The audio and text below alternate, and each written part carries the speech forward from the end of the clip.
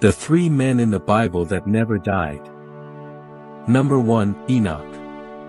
Genesis 5 verse 24. Enoch walked faithfully with God, then he was no more because God took him away. From the very first moment, the story grabs our attention. A man dies at a much younger age than the usual age of his generation, but he didn't die at all, he disappeared.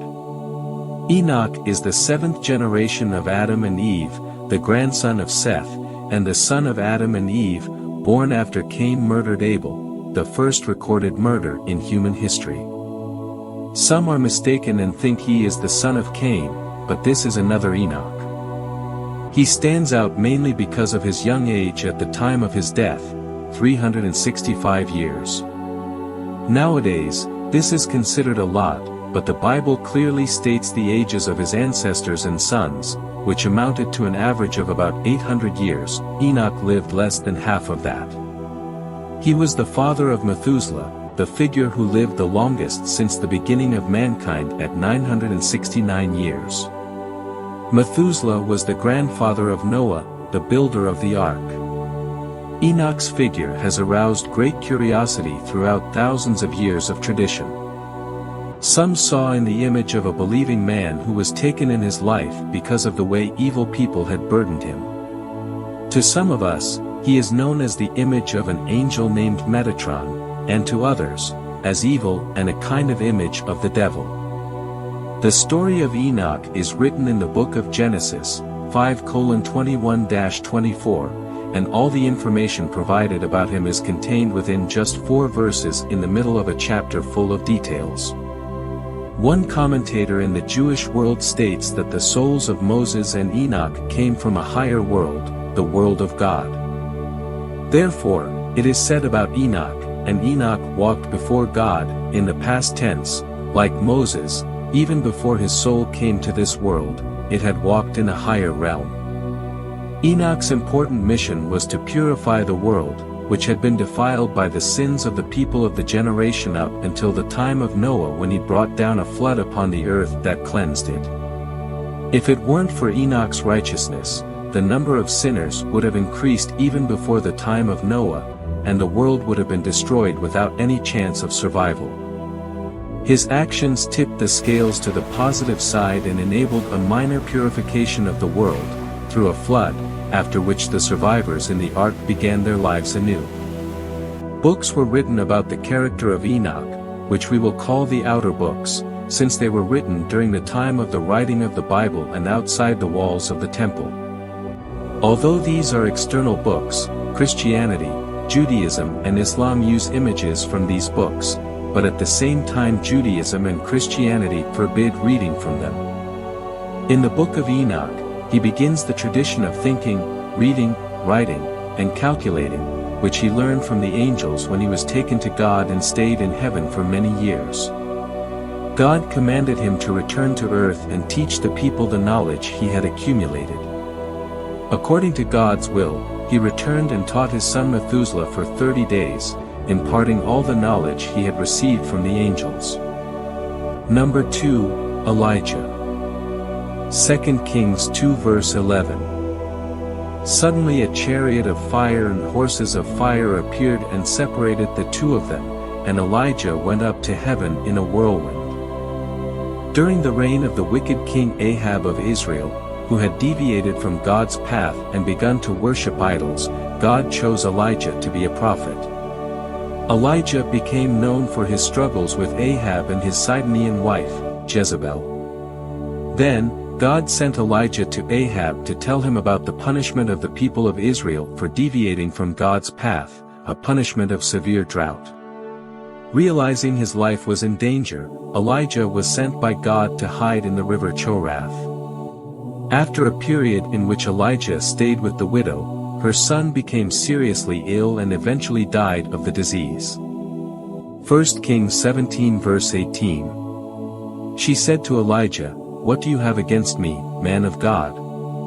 Did you come to remind me of my sin and kill my son?"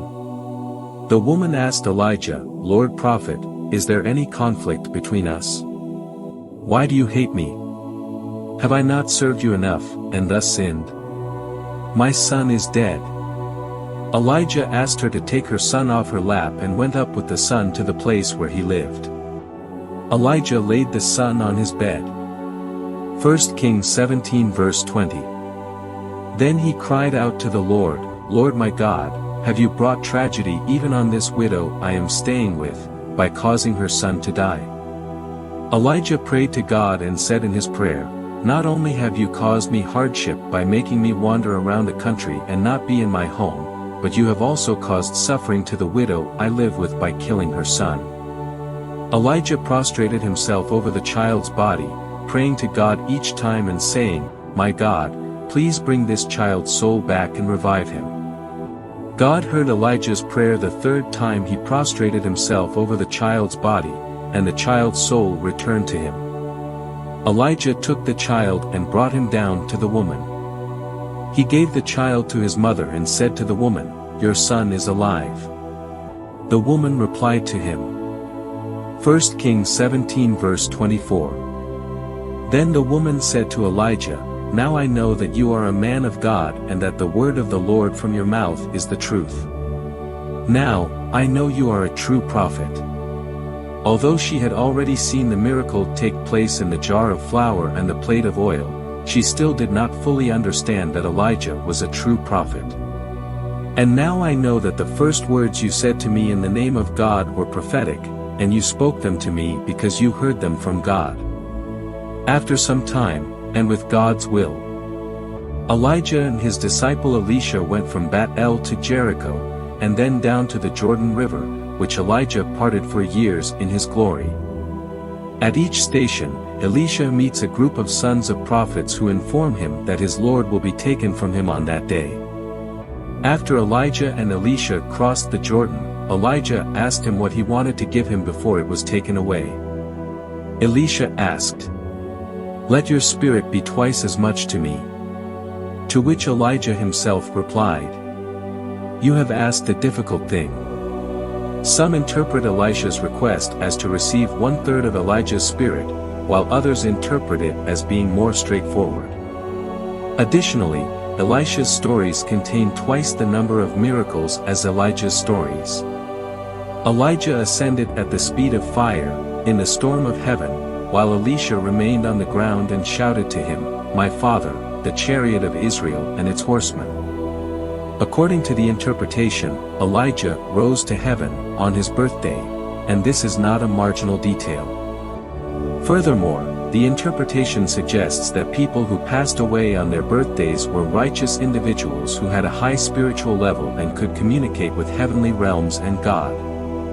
For example, Moses, the leader of the Israelites, was born on the 7th of the month of Adar and died at the same day of Adar, the Hebrew month in Judaism. Moses died at the age of 120. Deuteronomy 31 verse 2. "I am now 120 years old and I am no longer able to lead you. The Lord has said to me, you shall not cross the Jordan." The commentators explain that Moses meant to tell them that the day he was born he would die, and it did come to pass. People like Moses come into the world to make improvements, change things and bring redemption. Even when they leave the world, they are still in it. They are not technically defined as dead, but they are from above, watching over and correcting what is happening in the world. Number 3, Moses. According to the geographical information written in 2 Kings 2 verse 8, it is possible to identify that Elijah the prophet was in the vicinity of Mount Nebo in his last moments, like Moses. However, at this point, the stories diverge. Deuteronomy 34 recounts the death of Moses. On the other hand, the book of 2 Kings 2 verse 1 does not tell of Elijah's death, but of his ascension to heaven, while he was still alive, in a fiery chariot. In light of the many events in Elijah's life that mirror those in Moses' life, it seems that his ascension to heaven was based on a precedent set by the story of Moses. The mystery of Moses' death. In the book Assumption of Moses, a composition from the Second Temple that tells about the death of Moses, Joshua reacts with astonishment and shock when Moses informs him of his imminent death, chapter 11. This is a place that will collect you, and what will be your gravestone? Who would dare to move your body from one place to another as one person? Because all the dead, according to their value, are buried on earth, from east of the sun to its source and from Negev to the northern edge, your burial is all over the world. It can be understood from Joshua's reaction that he thought Moses could not die.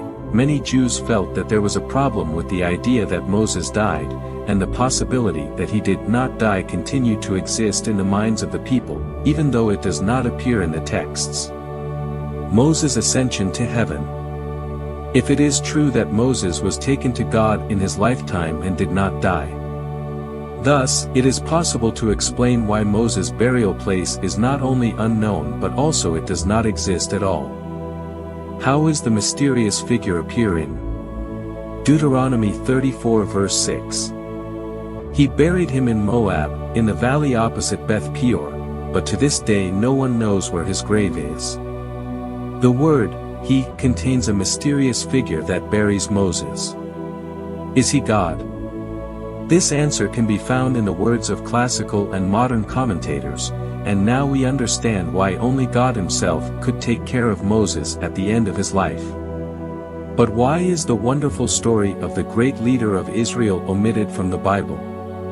We can also use the intuition of classical Jewish sources in this matter. According to early commentators, the Bible was fearful of Moses' deity and worship of his grave because he was the greatest of the prophets and the greatest leader of the Israelites. Therefore, his burial place is unknown. It is said that he ascended to heaven. This set a precedent for Elijah the prophet. Like, subscribe, and hit that notification bell to stay motivated and inspired on your path to success.